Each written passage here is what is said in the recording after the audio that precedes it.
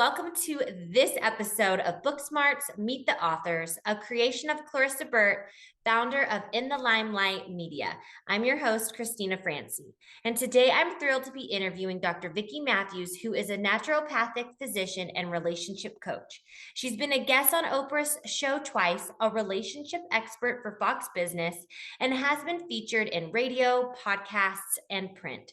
She's also the author of the award-winning new book, The 5 Elements of Relationships: How to Get Along with Anyone, Anytime, Anyplace. The material in her book has helped thousands of people improve their relationships by helping them better understand themselves and the people in their life. Well, Dr. Vicki Matthews, it is such an honor to have you on. I'm really excited to talk about your book, The 5 Elements of Relationships. Relationships are so important. They are key. They are crucial. And really, I think what's important is that we understand that they're important. You know, some people just sort of take relationships for granted, but they color everything in our world. They color our health, our happiness, certainly. They're just really important. They're just really important. I agree. So my first question to you is, what do you think it takes to live a fantastic life? To live a fantastic life, you want to have fantastic relationships. I mean, we are wired to connect. We are wired to relate. I mean, you know, not to be patron saint of the obvious here, but we are, from the minute we're born, we have a relationship with our mother, whether it's a good or a bad one. We are relating already. We come out of the womb relating, and we go through our entire life relating, including to ourselves. And usually we enjoy these relationships, or at least we're supposed to enjoy these relationships. And that's what I wanted to do based on decades of my private practice working with people, a lot of cancer people. And when you're trying to heal cancer, you have to do mental, emotional, physical, spiritual. All of it has to be lined up and stable for the body to step in and heal something like cancer. And when I was working with people, it came, when we talked emotionally, it was always about their relationships. That was the problem. So I cast about 4 ways to help them, and this is the end result of that casting about. Yeah, no, that's really beautiful. It is true. When someone has cancer, it puts a really lot of their life in perspective, and relationships, Yes. whether ones that they regret that fell through or whatnot. And so why do you think so many relationships work out? Why don't they work out? I think it's because they don't understand each other at a level that is required to get along. For Mhm. example, if I'm married to someone who I love very dearly, but there was a period early in our marriage, probably like 2 weeks into our marriage, we were driving from Chicago to LA, which we met and married in Chicago, but I'm from LA originally, and my best friend was getting married. So we drove from Chicago to LA. We hit the Mojave Desert. I don't know if you've ever been in the Mojave Desert, but it is nothing but sand and rocks, period. That's it, nothing. And my husband of 2 weeks drove the speed limit in the Mojave Desert. And I looked at him, I said, like, can we go a little faster here? He said, no, we're driving the speed limit.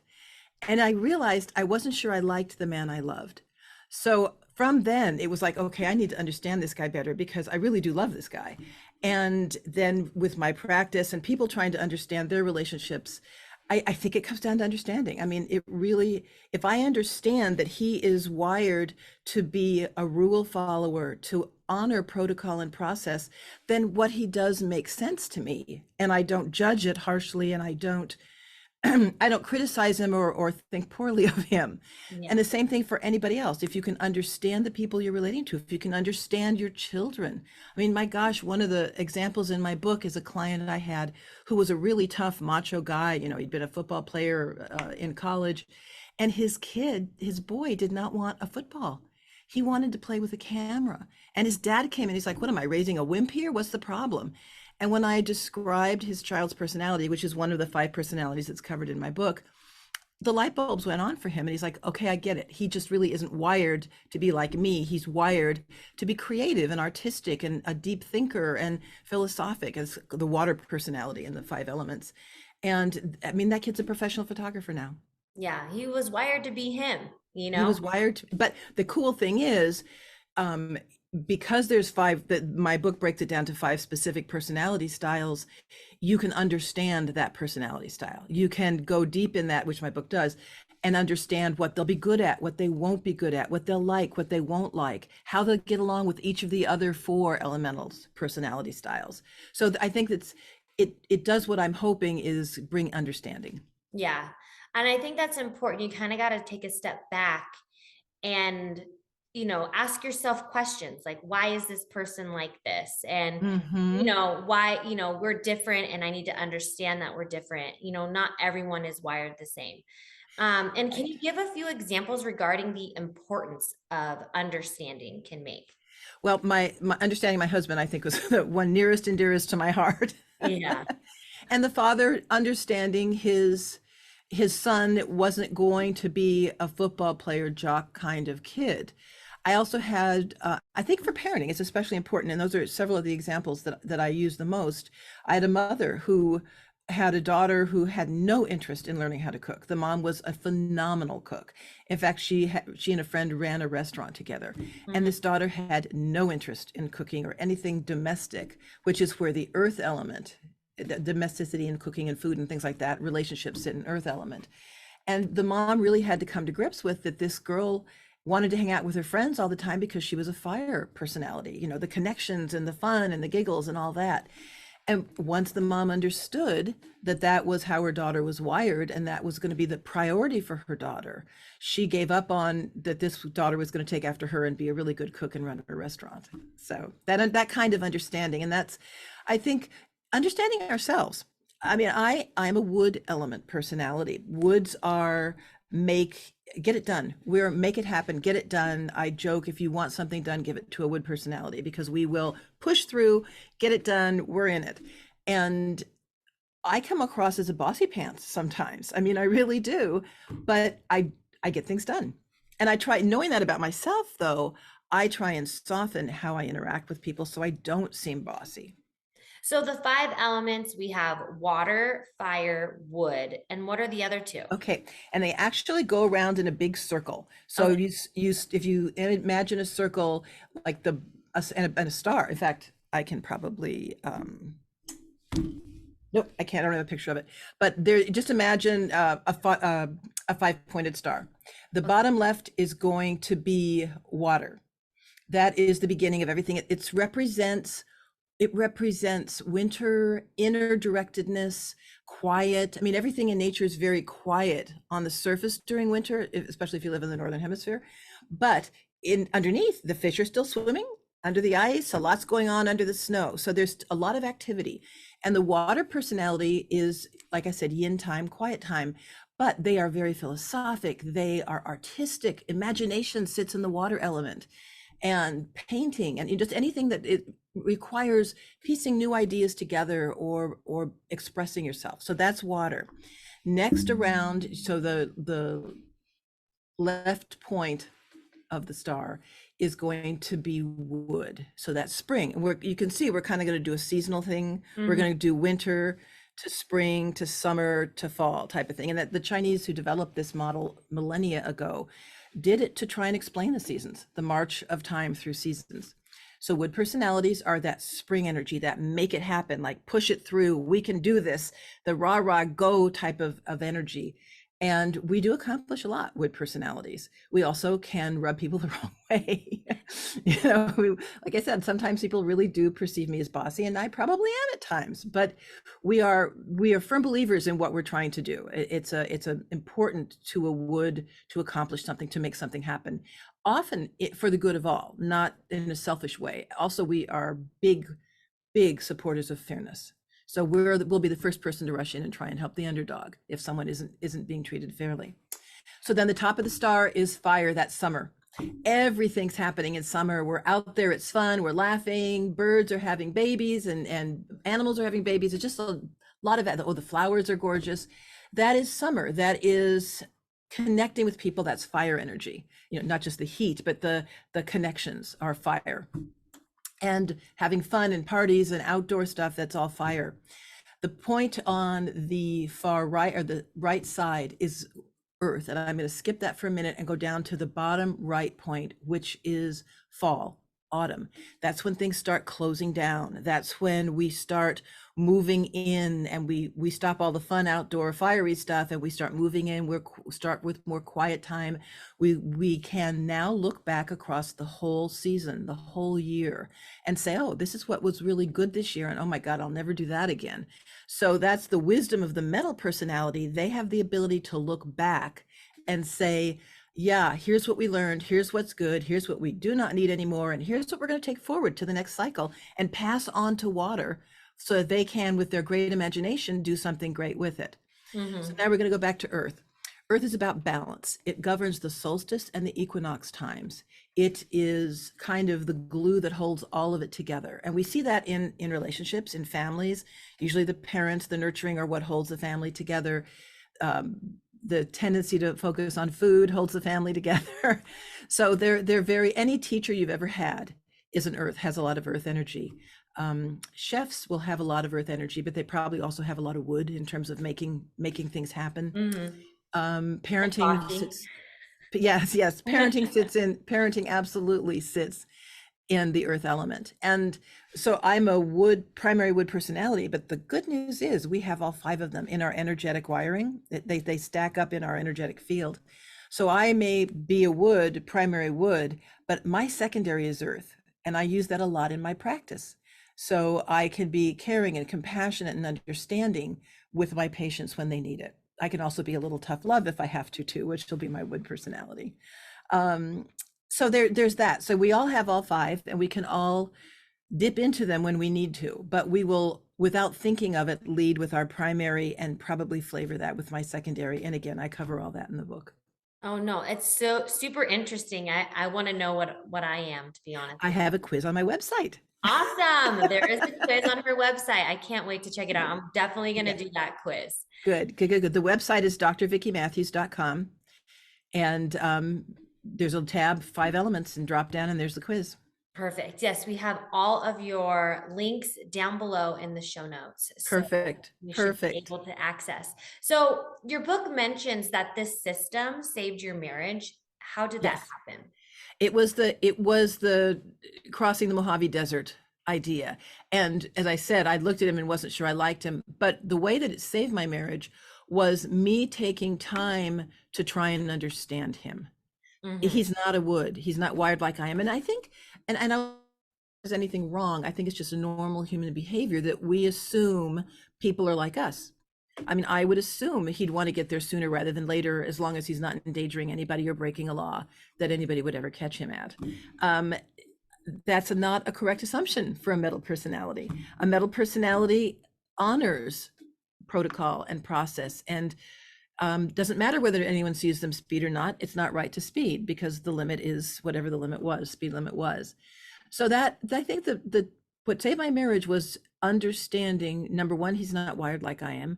Number two, there's great value in what he does. Thank God for his budgeting skills and his wisdom in so many ways. But he'll put together a 1,000 piece puzzle, and I will run screaming from the room. I mean, he can do precision and detail, and I can do it for about 15 minutes, and then it's like, okay, done. If I haven't figured it by now, I'm out of here. So patience is not a strength of a wood personality. It's infinite strength for a metal personality. Yeah. The other thing that's important, that the awareness that helped me really understand dynamics between myself and my husband, is in this model, there are 2 ways the elements relate to each other. They can relate in what's called a nurturing fashion. So think about it. Water feeds wood. So a water-wood relationship should feel pretty good to the wood person, because they're going to feel that nurturing energy coming from water. But water puts out fire. So a water-fire relationship might feel a tad controlling. The fire person might literally feel that the water person is raining on their parade. So it's, if you can understand that, and so in my marriage, metal chops wood. So we have a controlling cycle relationship. But there are really wonderful times. I can think of one right now where I got up on the day after Christmas, and I decided we needed to knock a wall out between the dining room and a littler room to give us more room. And Mark looked at me and he said, "You realize the Christmas tree is up, all the dust is going to get over everything. I think it might be wise to wait a week. And he was right. Of course, he was totally right. Yeah. So, but I did, instead of feeling like, oh my God, he's controlling me, it was like, oh, thank you for your wisdom. Thank you for that clarity. I, in my looking forwardness, forgot to notice that the Christmas tree was still up and all that. So that understanding not only helps me understand him, but it also helps me understand our dynamics, so that if I feel a little controlled, I understand that it's coming from a good intent on his part. And that's saved many what could have been huge fights. Yeah, no, having I totally agree. I feel like I'm with you in this boat, because sometimes I feel, even with me and my husband, there's misunderstandings and things like that. And I know he really is meaning it in a good intention, Mm-hmm. like reminding him, like, Mm-hmm. oh yeah, maybe you should wait a week before doing this. And it's like, what, Yes. you're actually were right about that, Right. and it's a great reminder to look outside of ourselves.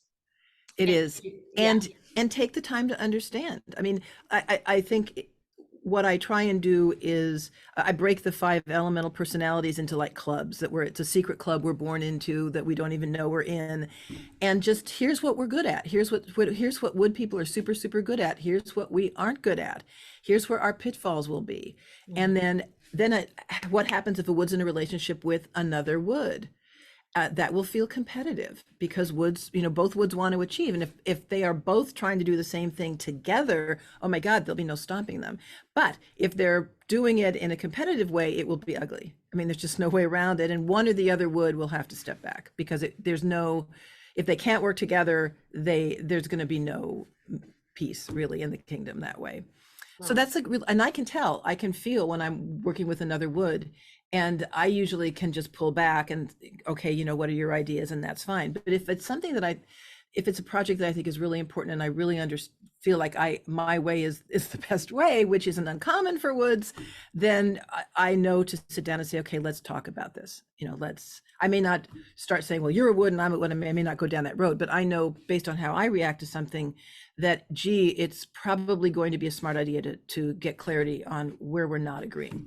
Yeah, no, that's smart. I think it should be, before you start dating someone, take the quiz. Yes. Yeah, because let me know what you are. What element are you? yes, what elemental personality do you have? What are your strengths? I mean, I think everybody should take it for themselves. What are your strengths? What are your areas that you're not going to be so good at? What are the areas that will kind of piss you off? What makes you feel comfortable and good and nurtured? And I mean, understanding ourselves is probably the first big step in understanding any relationship. Yeah, I agree. I completely agree. So you had mentioned that you have a free gift for our audience. Can I you explain do. what that is? I do. It is a booklet that is called Get Along Now, and it's on my website. You can just go to, I think it's just www.getalongnow.com.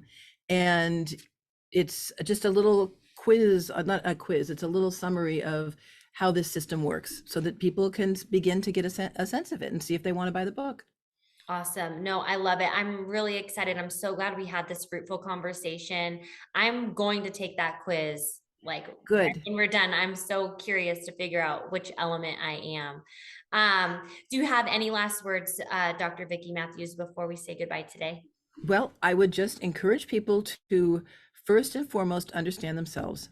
When you understand yourself, everything you do makes sense. And some of it may not be nice, and you may not like that part of yourself. I don't like being bossy, but I also know I can be super productive. So just understanding yourself, a lot of how you move through life makes sense all of a sudden. And then if you're going to be working with somebody, if you're going to be help you, please, married to somebody, or you've got a sibling that you don't get along with, understand them, understand the dynamics between you. And that's another thing. My book is full of pages and pages and pages of what are called quick tips. If you're in a relationship and things aren't working well, like dozens and dozens of things you can try to get things back on track, so you're not in a always fighting mode. And it's super for parents to determine for their kids, why are their kids fighting so much? Well, help understand what, and the parent may have to take the quiz for the kids, but they're very simple questions, so they wouldn't have a hard time guessing them. And it's, what are you good at? I mean, water people, like I said, are really super good at deep thinking, at philosophy, at creativity, at painting, at imagination, at writing. Wood people are good at making things, getting things done, making things happen.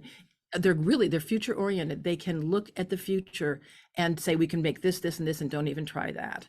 Fire people are great at celebrating. They are great at connecting with people. Like I said, they make super salespeople.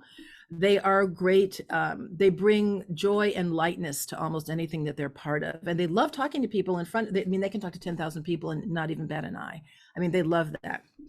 Earths are wonderful moms, teachers, nurturers, caregivers, nurses, doctors will have a lot of earth in them. And they are, great with food.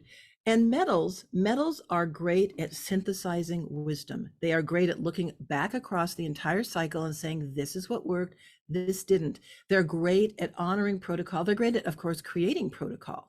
So it's, and a fun story in my practice, I learned the hard way. One of your favorite questions is 10 years, where would you like to be in 10 years?